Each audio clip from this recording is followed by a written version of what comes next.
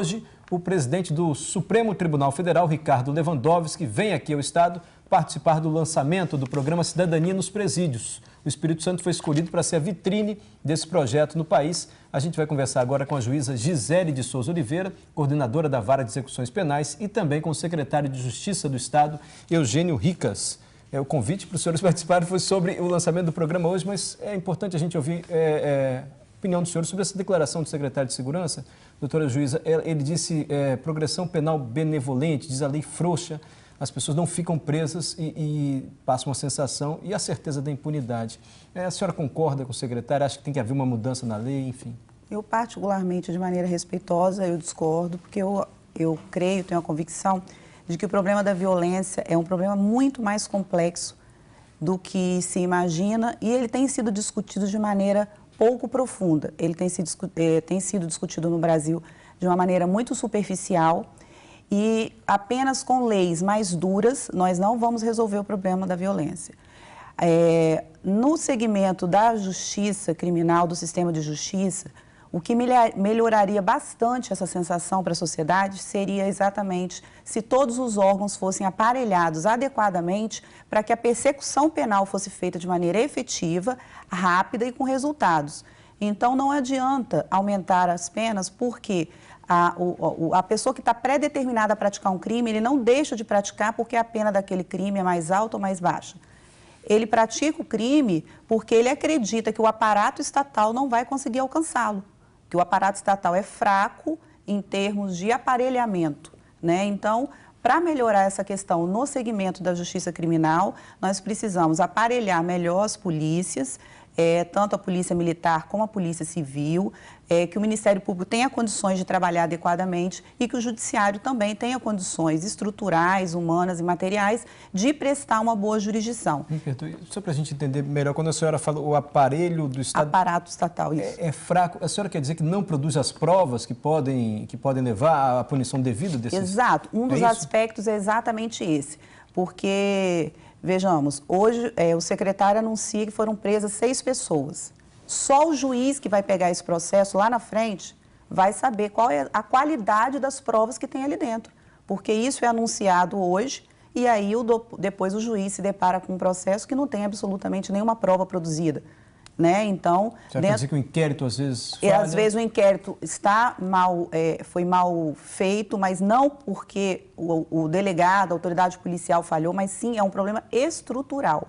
E às vezes o Ministério Público não tem condições de oferecer uma boa denúncia e mesmo que ofereça uma boa denúncia, ele não tem condições no decorrer do processo de fazer prova da autoria e da materialidade daquele delito.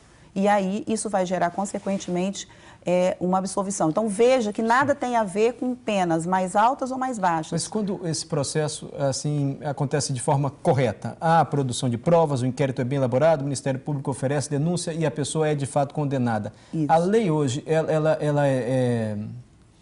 a lei tem que ser justa, mas ela dá de fato a punição correta e merecida, a senhora acredita? Eu penso que sim. No Brasil, nós temos um sistema que privilegia a pena privativa de liberdade, enquanto os outros países do mundo estão na contramão disso, ou seja, o Brasil está na contramão da onda mundial, que é uma onda de desencarceramento, selecionando melhor o tipo de punição, ou seja, deixar uma punição mais severa para crimes realmente que chocam a sociedade e que violam aqueles bens jurídicos que são bens jurídicos mais importantes. Por exemplo, o latrocínio é um dos crimes mais graves que existe no nosso ordenamento penal. Mas ele tem a pena máxima de 30 anos.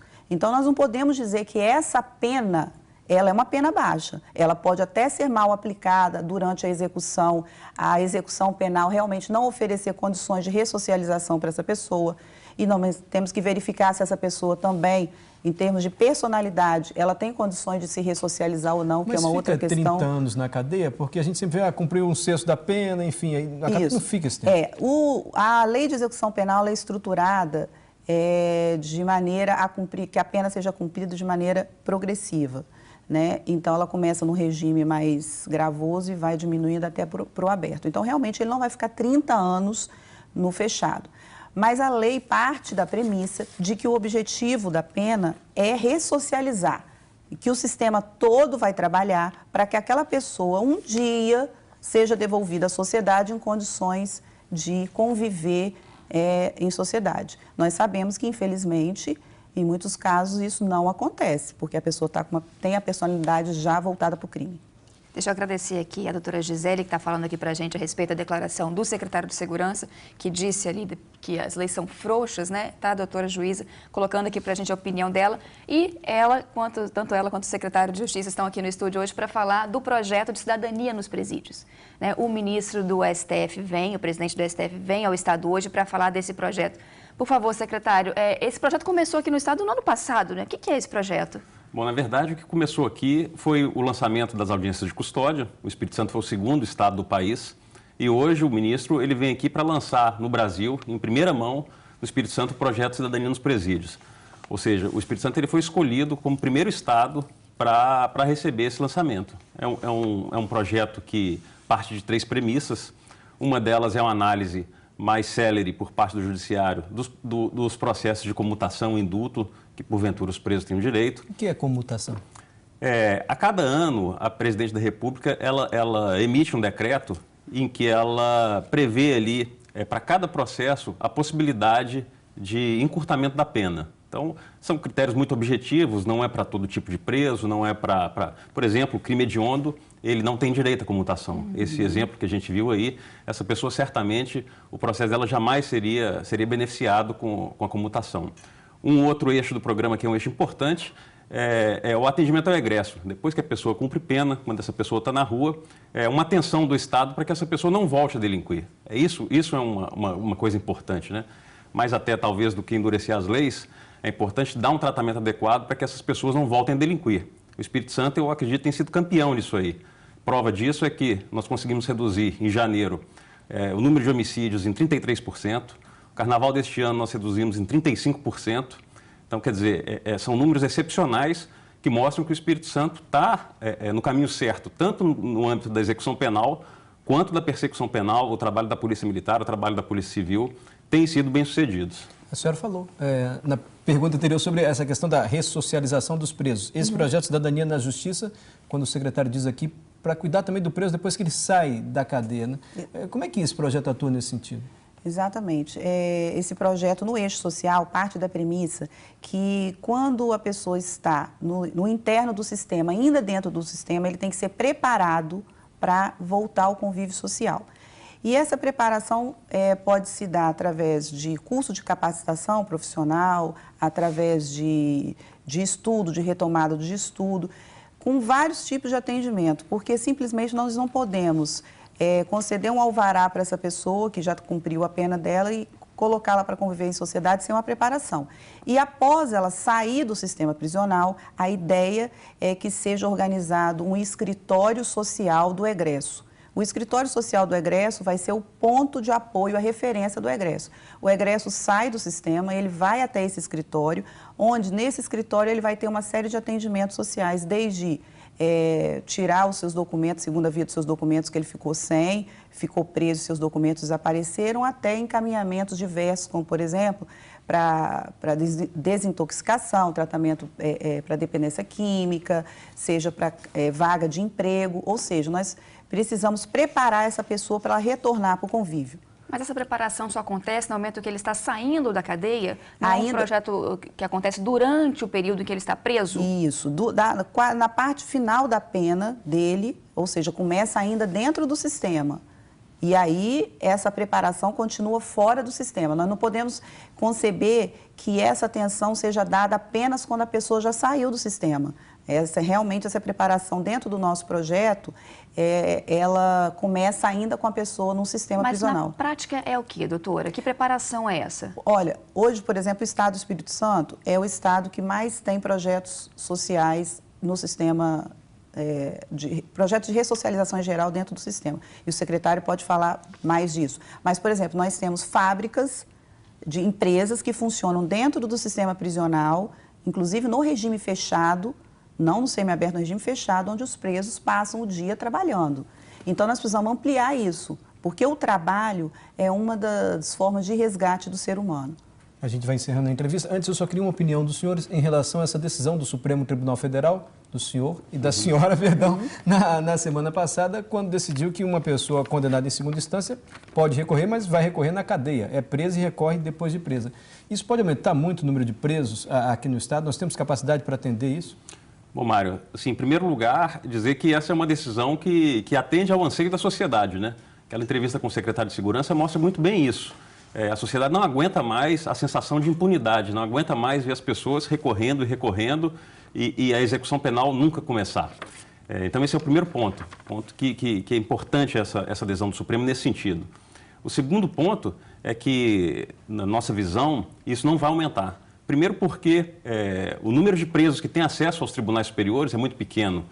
O que a gente percebe realmente é que só realmente aquelas pessoas que têm mais dinheiro, que têm condição de pagar um advogado que milita nos tribunais superiores, que milita em Brasília, é que consegue realmente ficar sobrevivendo a partir dessa indústria de recursos. Então, isso aí não vai impactar o sistema prisional, pelo contrário. Hoje a gente vê, o Espírito Santo hoje tem 19 mil presos, 8.200 desses presos são presos provisórios, né? Presos, então, que de acordo com a regra constitucional, com poucas exceções, deviam estar presos. Então, a ideia é que realmente essa decisão do Supremo não vai impactar o sistema prisional. Doutora Gisele, a senhora dá entrevista aqui, depois a gente mostrar a reportagem de uma jovem assassinada barbaramente, 6 pessoas presas, o secretário de Segurança dizendo que a lei tem que ser mais firme, a senhora deu o posicionamento da senhora, mas eu imagino que certamente tem muita gente agora pensando que, poxa vida, estão dando atenção para o bandido lá, né? A gente falando aqui do projeto de cidadania no presídio, mas e as famílias que ficam para trás, e as vítimas desses bandidos? Como é que a senhora responde a esse argumento? Cuidado do preso também é importante para que a gente tenha mais segurança aqui fora? Primeiro que a gente não trata a pessoa que pratica o crime, a gente é uma pessoa que é um réu, né?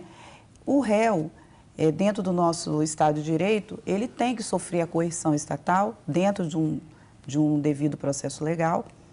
Agora, uma coisa não tem nada a ver com a outra e não exclui, porque a falta de atenção com o sistema prisional repercute exatamente na sociedade. Toda vez que o sistema prisional está sucateado, superlotado, de lá de dentro são determinadas as ordens para a prática de crimes aqui do lado de fora. Para pacificar do lado de fora, para que as pessoas possam andar no calçadão, correr, andar de bicicleta, tranquilas, vocês podem ter certeza que tudo o que acontece lá dentro, ou seja, se nós temos um sistema que é um sistema que está sucateado, um sistema superlotado e violador dos direitos humanos, isso vai repercutir na pessoa que está caminhando no calçadão, porque lá de dentro eles mandam botar o terror aqui fora. Então nós precisamos deixar o sistema equilibrado, o sistema sadio, para que aqui fora nós possamos combater a violência como ela precisa ser combatida, de maneira complexa, como eu já disse. Não é simplesmente com penas mais altas que nós vamos conseguir resolver esse problema. Estão chegando vários e-mails aqui para a gente. Neemias Félix diz, quanto à ressocialização, ele fala, é um absurdo, não estamos falando de ladrões de galinhas, é a opinião aqui do Neemias. E o Pedro Antônio, ele fala, que tal colocar os presos para fazerem trabalhos forçados e pagarem a própria comida? Já pensou nisso? Já se pensaram nisso? É a pergunta aqui do Pedro Antônio, pagar pela própria comida? Nós temos que respeitar as opiniões divergentes, né? Porque isso faz parte da convivência numa sociedade democrática. Em relação à segunda colocação do telespectador, no projeto de cidadania, uma das vertentes, quando ele se avança, é exatamente o ideal de tornar o sistema autossuficiente com os próprios internos, assumindo todos os serviços dentro do sistema. Ou seja, lavanderia, cozinha. Com isso, nós tiraríamos esse custo do Estado. É uma das ideias, essa ideia é realmente uma ideia muito boa. Gisele Souza de Oliveira é juíza, coordenadora da Vara de Execuções Penais, e o Eugênio Ricas é secretário de Justiça. Falaram aqui para a gente sobre esse projeto Cidadania nos Presídios. O Espírito Santo vai ser vitrine para todo o país. O presidente do Supremo, Ricardo Lewandowski, vem hoje ao Estado para lançar esse programa. E claro que a gente falou de outros assuntos também. Obrigado aos dois por terem vindo aqui ao Bom Dia. Obrigada, um bom dia, uma boa semana para vocês.